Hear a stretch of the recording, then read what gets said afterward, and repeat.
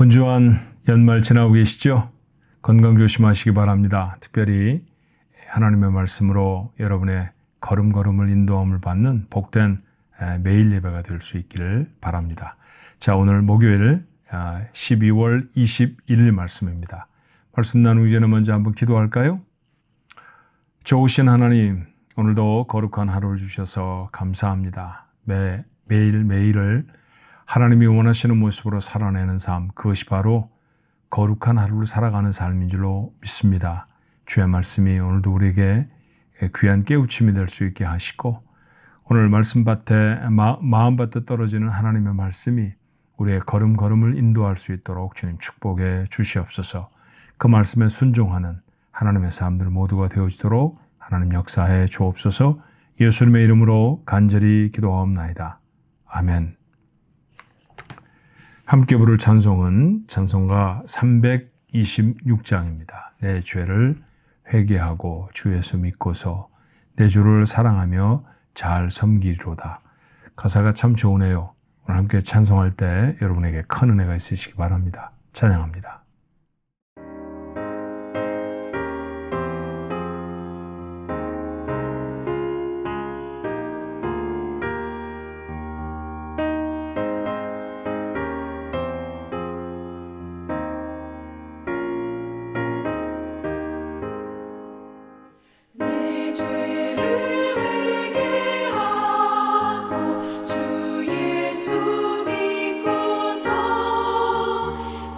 주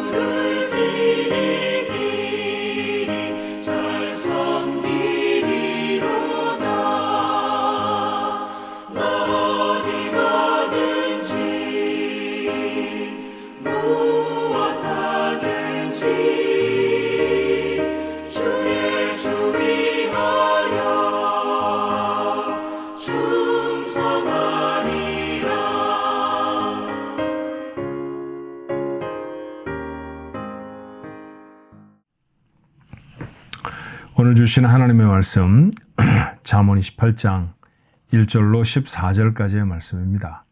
잠언 28장 1절로 14절의 말씀 찾으셨으면 우리 한 목소리로 같이 읽어볼까요? 악인은 쫓아오는 자가 없어도 도망하나 의인은 사자같이 담대하니라. 나라는 죄가 있으면 주관자가 많아져도 명철과 지식 있는 사람으로 말미암아 장구하게 되느니라.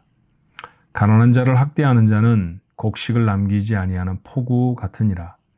율법을 버린 자는 악인을 칭찬하나 율법을 지키는 자는 악인을 대적하느니라. 악인은 정의를 깨닫지 못하나 여호와를 찾는 자는 모든 것을 깨닫느니라. 가난하여도 성실하게 행하는 자는 부유하면서 굽게 행하는 자보다 나으니라. 율법을 지키는 자는 지혜로운 아들이요 음식을 탐하는 자와 사귀는 자는 아비를 욕되게 하는 자니라. 중한 별리로 자기 재산을 늘리는 것은 가난한 사람을 불쌍히 여기는 자를 위해 그 재산을 저축하는 것이니라. 사람이 귀를 돌려 율법을 듣지 아니하면 그의 기도도 가증하니라. 정직한 자를 악한 길로 유인하는 자는 스스로 자기 함정에 빠져도 성실한 자는 복을 받느니라. 부자는 자기를 지혜롭게 여기나 가난해도 명철한 자는 자기를 살펴 아느니라. 의인이 득의 하면 큰 영화가 있고 악인이 일어나면 사람이 숨느니라. 자기의 죄를 숨기는 자는 형통하지 못하나 죄를 자복하고 버리는 자는 불쌍히 여김을 받으리라. 항상 경외하는 자는 복되거니와 마음을 완악하게 하는 자는 재앙에 빠지리라. 아멘. 자, 오늘 첫 절의 말씀은 악인은 쫓아오는 자가 없어도 도망하지만 의인은 사자같이 담대하다. 그렇게 말합니다. 생각하면 생각할수록 이상하지 않아요? 악을 행하는 사람을 악인 그렇게 말하죠. 근데 그 악을 행하는 사람은 도망을 자꾸 한답니다. 자, 쫓아오는 자가 없어도 도망한다라고 하는 말은 뭘까요? 불안하다는 뜻이죠. 불안하다라는 말 속에 숨어 있는 의미는 어떤 것이겠습니까? 악을 행한다는 것은 결국 가장 약한 길을 선택하는 것입니다. 그래서 불안해지고 그래서 도망하게 되는 것이죠. 악은 본질상 약합니다. 아무리 허울이 크고 아무리 대단한 위세가 있는 것처럼 보여도 악은 선에게 집니다. 그 반면에 의인은 사자같이 담대하니라 그랬죠. 의인은 평안합니다. 이유가 뭘까요? 의가 강하기 때문입니다. 사자같이 담대하다 그렇게 말하죠. 오늘 이 의라는 말은 뭘까요? 오늘 본문에 있는 단어들로 좀 살펴보면 4절에 있는 말씀처럼 구약의 관점에서 보면 율법을 따르는 사람일 거예요. 의는 기본적으로 옳다라는 것이죠. 어떤 것이 옳은 것인가? 어떻게 사는 것이 올바른 삶인가? 이 길을 따라가야 하나 저 길을 행하여야 하나? 그 기준이 무엇이었느냐 하면 이스라엘 백성에게는 율법이었습니다. 그러면 율법을 버린 자는 악인을 칭찬하나 다른 의미가 아니라 율법을 버린 것 그 자체가 악인이다, 악을 행하는 것이다 라고 하는 뜻의 다름이 아닐 것입니다. 그런데 이 율법을 따르는 것, 그것이 의라고 하는 구약적인 관점을 조금 넓혀보면 오늘 본문의 그 가장 중요한 본질적인 선언을 하죠. 자, 오늘 말씀 5절의 말씀에 보니까 악인은 정의를 깨닫지 못하나 여호와를 찾는 자는 모든 것을 깨닫는다고 했습니다. 여호와를 따르는 자입니다. 여호와를 찾는 자입니다. 결국 여호와를 찾는 자가 율법을 따르는 사람이고 율법을 따르는 사람이 곧 의를 행하는 사람이라는 것이 오늘 잠언이 가지고 있는 논리이죠. 우리는 더 이상 율법에 매여 사는 사람들은 아닙니다. 그러나 올바로 살아간다라고 할 때 하나님의 법을 무시하고도 올바로 살아갈 수 있는 방법은 없죠. 그런 의미에서 보면 신약에 있는 하나님의 말씀도 그 말씀을 따라 사는 것, 구약에 나는 율법을 따라 삽니다라고 말하는 것과 크게 다르지 않을 것입니다. 많은 사람들이 구원을 받는 것이 율법으로 인한 것이 아니라고 하는 선언 때문에 율법은 마치 지키지 않아야 할 것처럼 생각합니다만 그렇지 않습니다. 우리가 구원을 받기 위한 조건으로의 율법은 존재하지 않지만, 그러나 구원을 받은 다음에 우리의 삶을 규정하는 것은 하나님의 말씀이어야 합니다. 그것을 구약의 시대에 살던 사람들은 율법이라고 불렀다는 것이죠. 오늘날 그 말씀을 신약 성경은 새 계명이라고도 합니다. 예컨대 원수를 사랑하라. 이거 우리가 지켜야 될 말씀이라는 것이죠. 악을 행하지 말고 선을 행하라 라는 말씀이 얼마나 많습니까? 마태복음 5장, 6장, 7장은 그리스도인들의 율법적인 선언이라고 말해도 과언이 아닙니다. 윤리적인 선언이죠. 어떻게 살아가야 하는 것이 그리스도인으로 합당하게 살아가는 것인지를 예수님이 말씀하셨는데, 그 말씀들을 마태복음 5장, 6장, 7장 그 석장에 마태가 잘 모아놓았습니다. 이 말씀을 따라 사는 것, 이것이야말로 바로 예수님을 사랑하는 것이고요. 구원에 합당한 사람으로 살아가는 삶일 것입니다. 자, 그런데 왜 우리는 하나님의 말씀보다는 세상의 법을, 세상의 모습을 따라 살게 되는 걸까요? 6절과 7절의 말씀을 한번 읽어보시겠어요? 가난하여도 성실하게 행하는 자는 부유하면서 굽게 행하는 자보다 나으니라. 그렇게 말합니다. 가난하여도 성실하게 행하는 사람이 있습니다. 그러나 부유하면서도 굽게 행하는 사람이 있습니다. 부유하면서 굽게 행한다라고 하는 말, 그러니까 하나님의 말씀을 따르지 아니하며 살아가는 삶이 더 부유하게 될 것이다 라고 하는 그런 유혹이 이 세상에 있다는 사실을 우리는 부인할 수가 없죠. 하나님의 말씀대로 살아가면 6절 초반절에 말하는 것처럼 가난하여도 성실하게 행하는 자, 바꿔서 읽어보면 성실하게 행하면서 가난할 수 있다라는 얘기입니다. 그러니까 혹 우리는 가난해질까 봐 두려워 이 세상이 우리에게 요구하는 대로, 우리를 유혹하는 대로 악한 길에 우리의 삶을 주는 것은 아닐까요? 대단한 악이라고 생각하지는 않을 수도 있습니다만, 그러나 악은 뿌리가 다 같잖아요. 그런 점에서 거짓을 행한다든지, 누군가를 음해한다든지, 아니면 내 욕심을 따라서 조금은 하나님의 말씀과 다른 정직하지 않은 길로 행하여 나간다든지 하는 그런 모든 것들이 다 무엇입니까?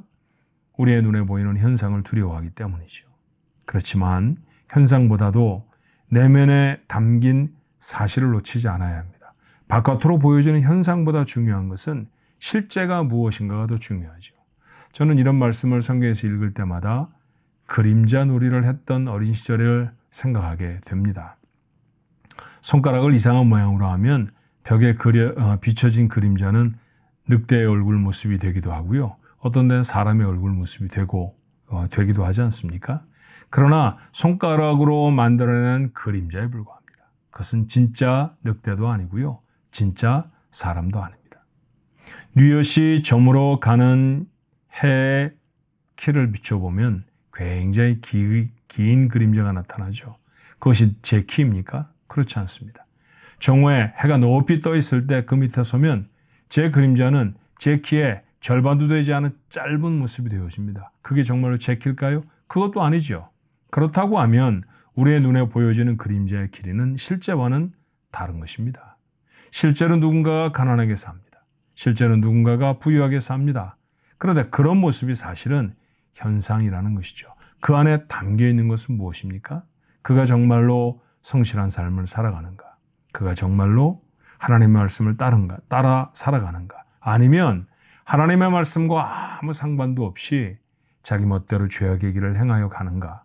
그것이 사실이라는 것입니다. 그런데 우리는 눈에 드러나는 현상만 보고 그 현상이 두려워서 어떤 때는 선의 길을 포기할 때도 있고요. 악한 것인 줄로 알면서도 그 길에 서게 될 때도 있습니다. 그렇게 악의 길에 서면 필연은 두려워하게 되는 것이죠. 왜냐하면 악은 선에 비해 형편없이 힘이 없는 약한 것이기 때문입니다. 선이 강합니다. 선함이 악을 이깁니다. 그것이 하나님이 세상에 만들어 놓으신 법이라고 하는 사실을 우리가 잊지 않아야 합니다. 9절의 말씀에 보면 사람이 귀를 돌려 율법을 듣지 아니하면 그의 기도도 가증하다 말합니다. 율법을 듣는다. 구약의 표현은 하나님을 잘 따르는 것이 율법을 지키며 사는 것이라고 했으니까 우리가 구약 성경을 읽을 때 율법을 따른다, 율법을 지켜 행한다 이런 말씀은 모두 다 그 담고 있는 뜻이 하나님을 따른다, 하나님을 찾는다라고 하는 의미라고 생각해도 과언이 아니에요. 그러니까 오늘 본문에 있는 말씀, 4절에 있는 말씀처럼 생각해 보면, 6절에 있는 말씀처럼 생각해 보면 이 율법을 듣는다라는 것도 하나님을 찾는다라고 하는 표현으로 바꾸어 말할 수 있죠. 하나님을 찾는다. 근데 하나님을 찾지 않는다. 이 율법을 듣지 않는다라는 것이잖아요. 하나님을 찾는다는 게 뭘까요? 하나님이 어디 계신지 몰라서 하나님 어디 계세요? 하나님 어디 계세요? 그러는 건 아니죠. 하나님을 찾지 않는다는 것은 하나님의 뜻을 도무지 염두에 두지 않는다라는 말입니다. 하나님의 뜻이 무엇인지 생각하지도 않고 무엇인가를 결정합니다. 하나님의 뜻이 어떤 것인지도 알지 못한 채 어떤 것을 계획합니다. 그렇게 계획하고 나서 그 일의 결과만 하나님 내 뜻대로 이루어 주세요라고 기도해도 그 기도는 하나님이 들으실 만한 기도가 아니라는 것이죠. 하나님의 뜻과 아무 상관이 없는 바람, 하나님이 안 들으십니다. 심지어 오늘 본문의 말씀은 기도도 가증하다라고 말해요. 기도라는 게 얼마나 거룩한 신앙의 행위인지 여러분 아시잖아요. 그런데 그 기도가 가증한 것이 될 수 있다고 하면 이런 모습은 아닙니다. 그러니까 하나님의 뜻을 찾는 것은 우리의 삶에 대단히 중요한 것이다라는 것이죠. 자, 오늘 이런 말씀으로 본문의 말씀을 묵상해 보았습니다. 두 가지 정도로 말씀을 가름해 볼까요? 첫 번째, 의를 행하며 낙심하지 마십시오. 의를 행하는데 가난하고, 의를 행하는데 병들고, 의를 행하는데 무시를 당합니다. 반대로 의를 행하는데 부유하게 살고, 불의를 행하는데 사람들이 그를 높여주는 높은 자리에 오르고, 그러면 의를 버리고 불의를 행하며 살을까? 라고 하는 유혹과 도전이 우리의 삶에 올 수 있죠. 그러지 않아야 합니다. 왜냐하면 그가 누리고 사는 것처럼 보이는 우리가 실제라고 말하는 바로 그것은 현상에 불과하다라는 것이죠. 그림자 같은 삶입니다. 우리는 이 땅의 삶을 우리가 누려야 할 전체의 삶이라고 생각하지 않습니다. 우리가 누려야 할 훨씬 더 길고 훨씬 더 분명한 삶은 하나님 앞에서 진행되어져야 하는 삶일 것입니다. 그러므로 보이는 현상에 두려워서 의를 포기하지 않아야 합니다. 갈라디아서에도 같은 말씀이 있죠. 갈라디아서 6장 9절의 말씀에 보니 우리가 선을 행하되 낙심하지 말지니 포기하지 아니하면 때가 이름에 거두리라. 감사한 것은요, 의를 행하며 끝까지 가난해져 버리고 의를 행하며 끝까지 망한 것처럼 보이는 인생이 사실은 없다는 것이죠. 아직 하나님의 때가 내게 오지 않았을 뿐입니다. 하나님이 놀라운 복들이 세상 사람들 모두가 알지 못하는, 겉으로 보이기는 여전히 가난할지 모르죠. 여전히 병들어 있을지 모릅니다. 그러나 그 안에 담겨져 있는 하나님의 놀라운 축복은 받은 자만 압니다. 그러니 그 하나님의 복이 있다는 사실을 잊지 말고 의를 행함에 포기하지 않는 우리들 모두가 되어져야 할 것입니다. 말씀을 생각하면서 우리의 삶이 하나님의 뜻과 상관이 없는, 하나님을 찾는 자가 아니라 도리어 세상 것을 추구하며 사는 사람으로 살아갔던 것은 아닌가, 그런 생각이 들지 않으십니까? 오늘 13절은 이런 말을 하죠. 자기의 죄를 숨기는 자는 형통하지 못하나 죄를 자복하고 버리는 자는 불쌍히 여김을 받는다라고 말합니다. 악을 행하는 사람의 보편적인 공통점이 하나 있다고 하면 자신이 행하는 것이 얼마나 심각한 악인지를 잘 모른다는 것이죠. 그렇지만 정직하게 스스로를 돌아보면 하나님 앞에 허물이 있다는 사실을 알게 되죠. 자, 그런 사람, 죄를 자복하고 하나님 앞에 버리는 자입니다. 하나님이 불쌍히 여기심을 얻죠. 은혜를 받는다라고 하는 다른 표현이 긍휼히 여기심을 얻는다, 하나님이 불쌍히 여기심을 받는다라고 하는 것임을 여러분은 모르지 않으십니다. 하나님이 불쌍히 여기시는 그 은혜를 입는 자들이 되어져야 할 것입니다. 누가 이런 은혜를 입을까요? 하나님 앞에 정직한 사람들입니다. 한 해를 거의 마쳐가고 있는데 올 한 해 하나님이 주신 시간 속에 혹 우리가 잘못 살았던 것은 없는지, 혹 하나님 앞에 부끄러운 부분은 없었는지 한번 돌아볼 수 있는 시간이 됐으면 좋겠어요. 연말은 스스로를 돌아보면서 하나님 앞에 길들을 바로잡을 수 있는 정말로 귀한 때이죠. 새해에 대한 계획도 세우십니까? 네, 그 계획 가운데 하나님의 뜻이 우선해야 함을 잊지 마십시오. 우리는 무슨 계획을 세워놓고 하나님 앞에 그 계획을 이루어 주시도록 간절히 기도할 것입니다. 학업, 여러분의 사업 또는 인간의 관계 이런 것들을 놓고 말이죠. 그러나 그것이 과연 하나님의 뜻인지 그 일을 이루어 가는데 하나님 앞에 어떤 영광을 돌릴 수 있는 것인지 아무런 생각도 하지 않은 채 계획을 잡았다고 하면 하나님과는 아무런 관계가 없는 계획이죠. 하나님과 아무런 관계가 없는 계획에 하나님은 복을 주실 까닭이 없습니다. 계획할 때에도 하나님이 원하시는 것이 무엇인지를 생각할 수 있어야 합니다. 그리고 그 하나님 앞에 나아가는 우리가 되어야 하죠. 그렇게 한 해를 잘 반성하고 새로운 시간들을 계획해 날 수 있는 지혜로운 여러분들 되시기를 주님의 이름으로 축원합니다. 기도하겠습니다. 죄를 사랑하셔서 구원의 자리로 불러주시고 하나님의 거룩한 백성으로 삼아주시니 참 감사합니다. 하지만 우리의 살아간 시간들을 돌아보면 하나님 앞에 부끄럽고 연약한 부분이 얼마나 많은지 모릅니다. 하나님, 잘못 찍어왔던 저희들의 발자국을 주님 용서하여 주옵시고 하나님 이제부터 저희들이 살아가야 할 시간들을 계획할 때 하나님의 뜻이 무엇인지 깨닫는 귀한 지혜가 있게 하여 주시옵소서. 보이는 현상 때문에 두려워서 의의 길을 행하지 못하고 그 길에 서지 못했던 적은 하나님 없습니까? 죄를 두려워할 것은 없습니다. 죄는 선보다 심히 약한 것이기 때문이죠. 하나님 그 사실 오늘 잠언서를 통해 깨달았사오니 선을 행하며 낙심하지 아니하도록 선을 행하며 두려워하지 아니하도록 선한 자리에 서 있으며 우리가 피해를 당할까 우리가 어려움을 당할까 두려워 마음에 근심하지 아니하는 저희들 모두가 되어지게 주님 역사하여 주시옵소서. 하나님의 놀라운 뜻이 우리의 삶에 임할 수 있도록 하나님 축복하여 주시옵시기를 간절히 원하고 기도합니다. 하나님의 허락하시는 거룩한 역사가 우리 모두에게 임할 수 있도록 주님 함께하여 주시옵소서. 예수님의 이름으로 간절히 기도하옵나이다. 아멘.